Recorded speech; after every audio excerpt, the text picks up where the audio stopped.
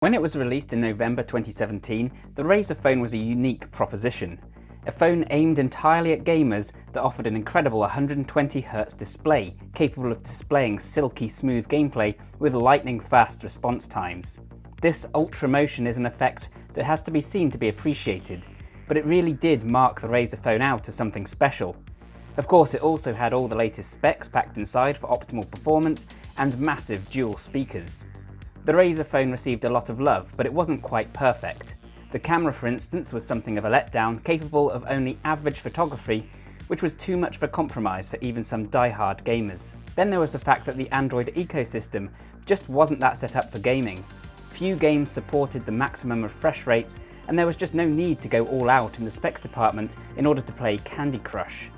But fast forwards to the end of 2018, and the Razer 2 looks set to rectify those mistakes and become the phone of every gamer's dreams. It might look very similar from the front, but there are a lot of upgrades to be found if you look a little closer. That amazing screen is back, with the same refresh rate and the same 1440 by 2560 resolution. Only this time it sees a 50% increase in brightness up to 645 nits. The SoC gets the expected bump up to Snapdragon 845 with the same vapor chamber cooling for reduced throttling and 8GB of RAM. The result is that the Razer Phone 2 can deliver 20 to 30% more horsepower compared with its predecessor, although I was a little surprised to learn that it would only come with 64GB of storage. And I did notice the device getting a little warm during a session of PUBG. Of course, we'll need to test this further before we can draw any conclusions, but rest assured the performance is bound to be top of the range.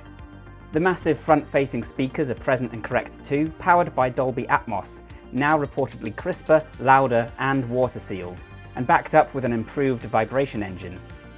There's no headphone jack, but a USB Type-C dongle with 24-bit DAC is included in the box to abate those offended by this omission, just like last time. Also back is the 4000 mAh battery to allow for long gaming sessions, while software features such as the Game Booster that allows for performance tweaking on a per-game basis, and Razer Cortex that makes it easier to actually find good games from the Play Store are also welcome. The phone is running an almost stock version of Android 8.1. Razer says that it doesn't just want to make a gaming phone, it wants to make a premium flagship device for gamers. To that end, we see many of the top-end luxuries found on other flagships. That means we now get IP67 water resistance, and thanks to a sexy glass back panel, wireless charging. That glass back gives the Razer Phone 2 a more attractive and premium aesthetic from the rear. The front remains largely unchanged. Another aesthetic touch here is Razer Chroma, which allows you to change the colour of the Razer logo while your phone is in use. You can pick any colour you like to match your outfit, I guess, as well as different modes such as cycling or breathing. And if you use the company's own wireless charging stand, then that will also light up and automatically change colour to match your device's settings. Those that don't care about battery draining can leave the effect on 24/7 if they so wish, whilst those who find it a little ostentatious can turn it off entirely. I know it's a gimmick, but I personally love it. I'd give my face RGB lighting if I could. If Razer truly wants to create a flagship though, then it's going to need to work on that camera. Thankfully though, it seems the OEM has been paying close attention in this area. The dual lens rear shooter combines a 12 megapixel f1.75 wide-angle lens with a 12 megapixel f2.6 telephoto. That should allow for some great possibilities, as well as the now compulsory depth effects. Around the front is an 8 megapixel shooter, same as last time. Unfortunately, the camera app wasn't quite ready when I got to test the device, but from what I saw, it seemed to be pretty capable and I managed to produce some pretty decent shots. It even has slow-mo and a host of other modes. It looked promising. We'll need to spend more time with the device to give a proper verdict on the camera, and of course the same goes for the performance over time. But on the face of it, this is a compelling proposition. For just $799 US, 779 GBP, or 849 euros, you're getting flagship specs and performance, packaged in a water-resistant, premium-feeling glass chassis with a one-of-a-kind screen, amazing speakers, and a host of gamer-centric features.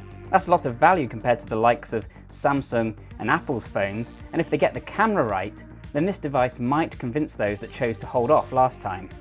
And this may be the right time for a new Razer Phone 2, with Android gaming becoming increasingly popular thanks in part to the success of PUBG and Fortnite, and the example set by the Nintendo Switch. I'm personally enjoying streaming games to my device via Steam Link a lot these days.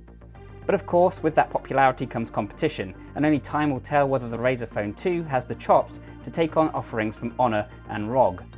So, what do you think of the Razer Phone 2? Let us know in the comments down below, and be sure to subscribe so you don't miss the full review coming soon. For more like this, head over to AndroidAuthority.com, for you are your source for all things Android.